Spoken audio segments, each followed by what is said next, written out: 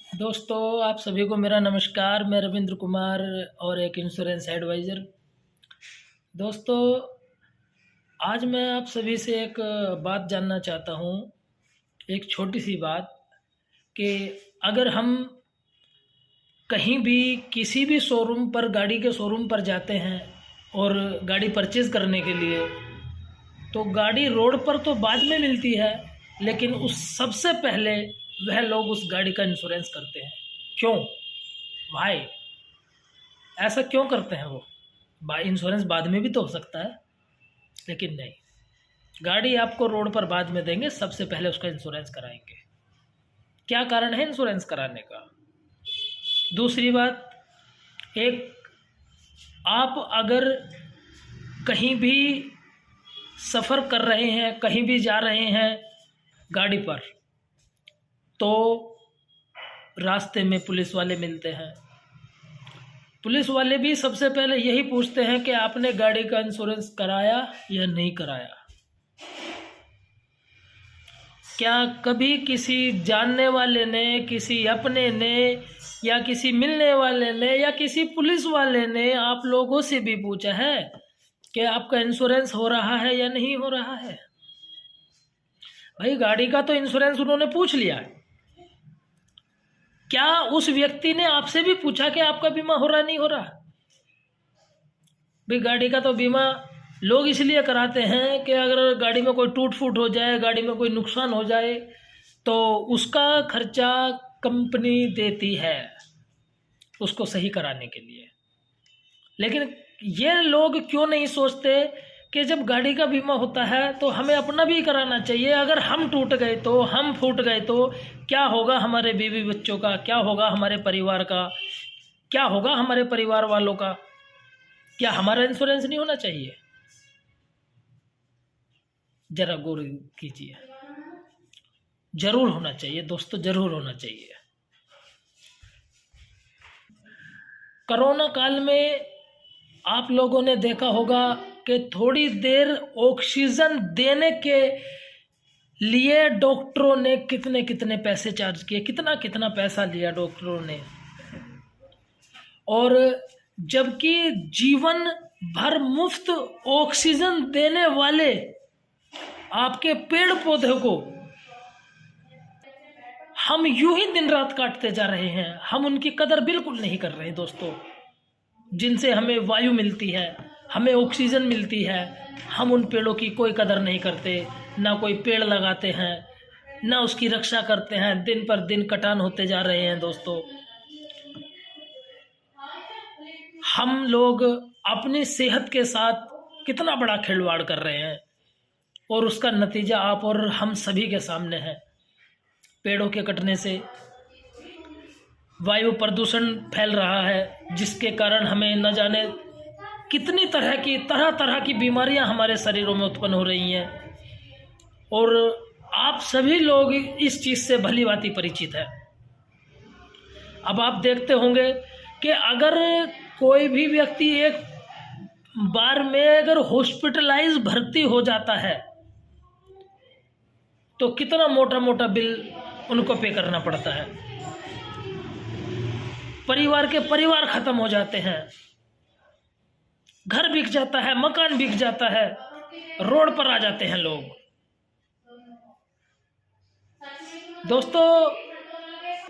दोस्तों, हम लोग अगर कभी कहीं पिकनिक के लिए जाते हैं तो अपनी गाड़ी में एक एक्स्ट्रा स्टेपनी रखते हैं। क्यों रखते हैं स्टेपनी? भाई, जाहिर सी बात है कि अगर गाड़ी में कहीं पंचर हो गया तो क्या होगा? लोग इसी वजह से तो स्टेपनी रखते हैं। क्या सभी के साथ में वो घटना घटती है?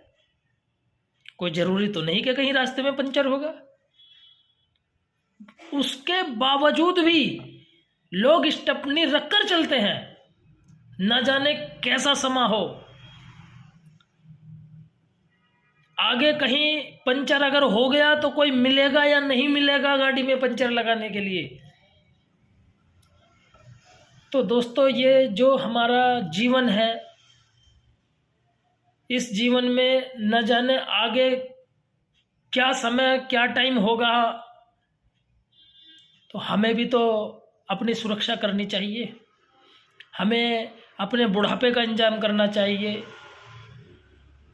और अपना रिटायरमेंट प्लानिंग करना चाहिए, बच्चों की एजुकेशन के लिए, बच्चों की शादी ब्याह के लिए, अपनी ज़रूरतों के हिसाब से हम सभी को भी अपना जीवन बीमा जरूर कराना चाहिए दोस्तों। क्योंकि जीवन बीमा वो वस्तु है जो हमें अमीर तो नहीं बनाएगी, लेकिन गरीब भी नहीं होने देगी दोस्तों, गरीब भी नहीं होने देगी। हमें किसी के आगे हाथ नहीं फैलाना पड़ेगा, हमें किसी के आगे मोहताज नहीं होना पड़ेगा। आप सिंघानिया साहब को तो जानते होंगे, जो कि रेमंड कंपनी के बहुत बड़े बिजनेसमैन थे। जहाँ तक मेरी जानकारी में है, इंडिया के अंदर वो नंबर 1 पर आते थे। जहाँ भी जाना होता था, अपना खुद का हेलीकॉप्टर था, खुद के हेलीकॉप्टर से जाते थे। आज वही बंदा एक बम्बई के अंदर किराए के मकान में रह रहा है दोस्तों, किराए के मकान में। उसके खुद सगे लड़के ने उसकी सारी संपत्ति अपने नाम कर ली और उसको घर से बेघर कर दिया दोस्तों, उसे घर से बेघर कर दिया।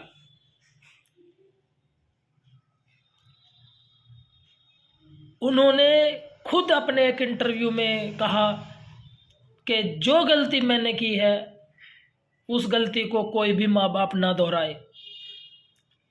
हाँ, औलाद है, सब व्यक्ति को अपनी औलाद प्यारी होती है, लेकिन औलाद पर भी इंतहा भरोसा नहीं होता, नहीं करना चाहिए। आपने रिटायरमेंट की प्लानिंग जरूर करनी चाहिए, जरूर करनी चाहिए। क्योंकि कहना चाहूँगा कि देखो, आगे का समय पता नहीं कैसा है और कैसा नहीं। एक अमिताभ बच्चन जी की मूवी आई थी बागबान, हो सकता है आप सभी लोगों ने देखी होगी।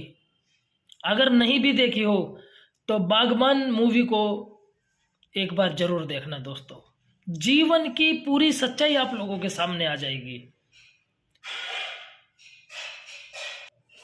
और एक बात और कहना चाहूँगा दोस्तों, आज तक मुझे सिर्फ एक बात समझ में नहीं आई, एक पल का भरोसा नहीं है जिंदगी का,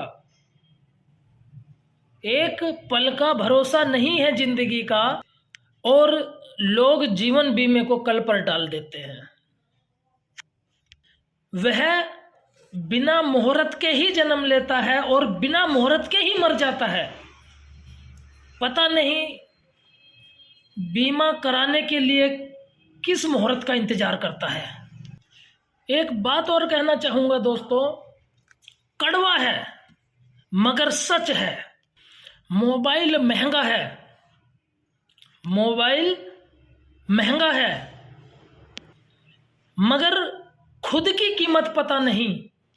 उस मोबाइल का कवर तो वो तुरंत ले लेते हैं, और अगर सुरक्षा खुद की हो तो उसको टालते रहते हैं। मैं जानना चाहता हूं, क्या आपका जीवन आपके मोबाइल से भी सस्ता है क्या? मेरी इन बातों को सुनकर सोचो मत दोस्तों, निर्णय लो और अपना जीवन बीमा जरूर कराओ। क्योंकि जीवन बीमा बहुत जरूरी है, वह हमारे लिए भी और हमारे परिवार के लिए भी। समय जो होता है दोस्तों किसी के लिए नहीं रुकता, लेकिन जब आपके पास पैसा नहीं होता ना, तो समय आपके लिए रुक सा जाता है, बोझिल हो जाता है, जिंदगी बोझ लगने लगती है बिना पैसे के। आपकी कहीं कोई बूझ नहीं होती, कोई आपका चाहने वाला भी आपके पास को नहीं गुजरता। बुरे समय में लोग दोहरे भी नहीं निकलते कि हो सकता है कहीं मुझसे पैसे ना मांग ले। दोस्तों, बिना पैसे के आदमी की जिंदगी बेकार है। दोस्तों, आपके मोहल्ले पड़ोस में, आपके रिश्तेदारी में कोई ना कोई विधवा लेडी होगी, जरूर होगी। मैं आपसे एक बात जानना चाहता हूं, देखो ईमानदारी से बताना, अगर वह विधवा आपके पास, आपके घर पर आए और बोले कि भैया मुझे 50,000 रुपए की सख्त जरूरत है, मुझे किसी कार्य में बहुत सख्त जरूरत पड़ रही है, मुझे 50,000 रुपए दे दो, मैं आपको जल्दी लौटा दूंगी, जिसमें कि आप उसको जानते हैं।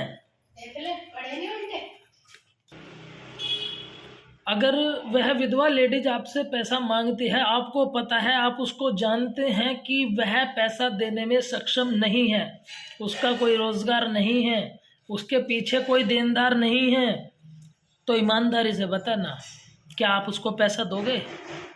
बिल्कुल नहीं दोगे दोस्तों, बिल्कुल नहीं दोगे। क्यों?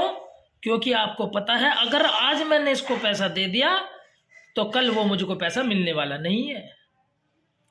तो क्या वही कंडीशन, वही दिक्कत, वही परेशानी क्या हमारे साथ नहीं हो सकती?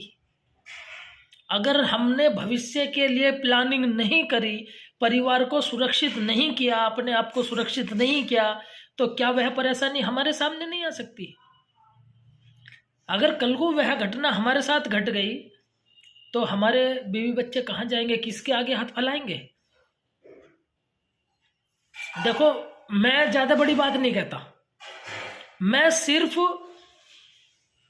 5 लोगों के नाम आपसे पूछता हूं, पांच भी छोड़ो, मैं सिर्फ 2 लोगों के नाम पूछना चाहता हूं। क्या आपकी नजर में कोई 2 ऐसे व्यक्ति हैं जिन पर आपको पूरा भरोसा हो कि कल अगर मैं इस दुनिया में ना रहा तो ये मेरे परिवार का सहारा बनेंगे, मेरे परिवार का लालन पोषण करेंगे? वो 2 व्यक्ति कोई भी हो सकते हैं, आपका कोई परिवार का हो सकता है, आपका कोई रिश्तेदार हो सकता है, आपका कोई घनिष्ठ हो सकता है, आपका कोई मित्र हो सकता है, आपका कोई अड़ोसी पड़ोसी हो सकता है। क्या आपको किसी ऐसे 2 व्यक्तियों को जानते हो जो आपके ना रहने पर आपके परिवार को चला सके? 2 लोगों के नाम आप दे सकते हैं? भाई साहब, कोई भी ऐसा आदमी आपको नहीं मिलेगा जो आपके ना रहने के बाद में आपके परिवार का ध्यान रख सके। केवल आप ही एक ऐसे स्वयं व्यक्ति हो जो अपने परिवार को संभाल कर रख सकते हो, उनका लालन पोषण कर सकते हो। दूसरा व्यक्ति कोई नहीं करता। हर व्यक्ति को सिर्फ अपना परिवार दिखाई देता है, सिर्फ अपने परिवार के लोग ही उसको दिखाई देते हैं, बाकी दूसरा कोई नहीं। अगर आज आपको कुछ हो गया, 4 आदमी खड़े होकर उस समय पर ये तो कह देंगे कि भाई परेशान मत हो, हम हैं, ठीक है, सब हो जाएगा, कोई दिक्कत नहीं है। लेकिन जहां 2 दिन, 4 दिन, 10 दिन गुजरेंगे, उसके बाद वे भी नजरें चुरा लेंगे, दोहरे भी नहीं आएंगे। उनको पता है कि इस आदमी को पैसे की जरूरत, इनके बच्चों को पैसों की जरूरत होगी, कोई दोहरे नहीं आएगा कि पैसा नहीं मांग ले, कोई नहीं हेल्प करता। हमने स्वयं प्रत्यक्ष प्रमाण देखे हैं इस बात के। आप मेरी बात को नोट करके रखना दोस्तों, आदमी जब तक जीता है बीमे को सबसे आखिरी स्थान पर रखता है, लेकिन वही जब उस आदमी के साथ कोई दुर्घटना हो जाती है, वह आदमी इस दुनिया में नहीं रहता, उसके गुजर जाने के बाद सबसे पहले लोग यही पूछते हैं कि इसका बीमा था क्या, था तो कितने का था। मरने के बाद उस इंसान के बीमे की पूंछ सबसे पहले होती है, सबसे पहले। जिसको जीते जी उसने अंतिम स्थान पर रखा। दोस्तों, मैं आपसे एक बात और पूछना चाहता हूँ। देखो, इनकम के बारे में मैं कोई बात नहीं करूँगा कि आपकी क्या इनकम है। मैं आपसे जानना चाहता हूँ कि आपका महीने का खर्चा क्या है। आपका पूरे महीने का खर्चा क्या है? 5,000, 10,000, 15,000, 20,000, 40,000, क्या खर्च आता है? अपनी कैपेसिटी के अनुसार, अपनी पारिवारिक स्थिति के अनुसार हर व्यक्ति का खर्चा अलग अलग होता है। किसी का खर्चा 10,000 भी होता है, किसी का 20,000 भी होता है, किसी का 50,000 रुपये भी होता है। लेकिन मैं एक नॉर्मली सी बात करूं तो ये मान के चलिए लगभग 15 से 20,000 रुपये का खर्चा हर व्यक्ति का होता है, जिसमें आपका दूध वाला, पानी वाला, बिजली का बिल, गैस सिलेंडर और बहुत सारी जो है ज़रूरत की वस्तुएं, लगभग 15 से 20,000 रुपये का मंथली खर्चा आता है। दोस्तों, मैं आपसे ये जानना चाहता हूँ, क्या कभी आपने अपनी पत्नी के साथ बैठकर इस बारे में विचार विमर्श किया? क्या आप सोते समय अपनी पत्नी से बात करते हैं कि अगर कल मैं ना रहा, कल मेरे साथ अगर कोई दुर्घटना हो गई तो क्या हमारे बच्चों का होगा, क्या तुम्हारा होगा? अगर कल उस व्यक्ति के साथ कोई दुर्घटना अगर हो गई तो वो जो तुम्हारा 15 से 20,000 रुपये महीने का खर्चा था वह कहाँ से आएगा? कौन देगा? आपका कोई जानने वाला देगा या आपका कोई रिश्तेदार देगा? आपका कोई अड़ोसी पड़ोसी देगा? कौन देगा? कभी सोचा है? कभी विचार किया है इस बारे में? अगर विचार नहीं किया तो दोस्तों विचार जरूर करो, इस बारे में जरूर सोचो, खुद सोचो, अपनी पत्नी के साथ बैठकर सोचो, लेकिन विचार करो, विचार करना होगा आपको। जिस तरीके से जिंदगी अब गुजर रही है ना, क्या आप भी चाहते हो कि जिस जिंदगी को आप जी रहे हो कि आपके बच्चे भी उसी जिंदगी को जिए? इस बारे में एक बार जरूर सोचें और विचार करें कि हमारा आने वाला समय कैसा होना चाहिए। यह सब आप पर निर्भर करता है। अगर आप आज उस खर्चे में थोड़ा सा, ज़्यादा नहीं कहता, जितनी भी आपकी आमदन है, अगर आमदन का 10% भी अगर आप जो है संजो कर रखते हैं, बचाते हैं, और इस बचत को लाइफ इंश्योरेंस में अगर डालते हैं, इन्वेस्ट करते हैं, तो आने वाले समय में वह कितना बड़ा मुनाफा देगा ये मुझे बताने की ज़रूरत नहीं है। क्योंकि अगर आप अपने आमदन को सिर्फ देनदारियों में खर्च कर रहे हैं तो आप अपने लिए गरीबी पैदा कर रहे हैं। दोस्तों, गरीबी पैदा कर रहे हैं।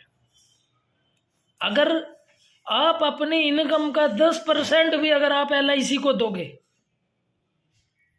तो आपका भविष्य बहुत सुनहरा होने वाला है, बहुत सुनहरा होने वाला है। दोस्तों, जिस तरह छाता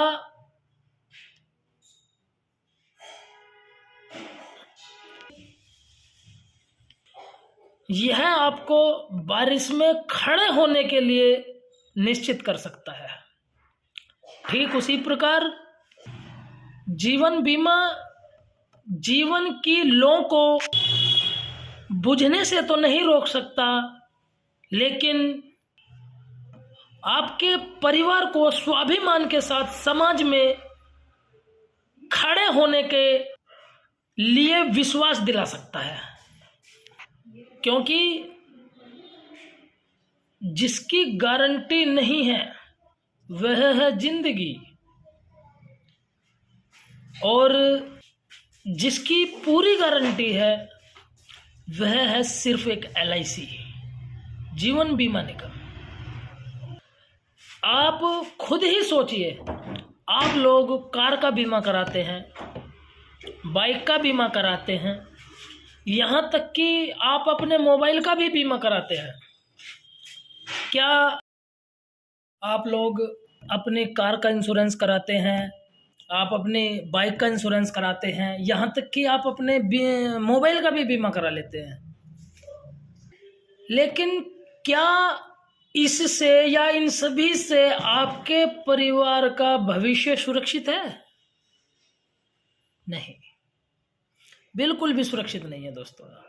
जब तक आप लाइफ इंश्योरेंस नहीं लोगे, लाइफ इंश्योरेंस को नहीं जानोगे, तब तक आपका भविष्य सुरक्षित नहीं है दोस्तों।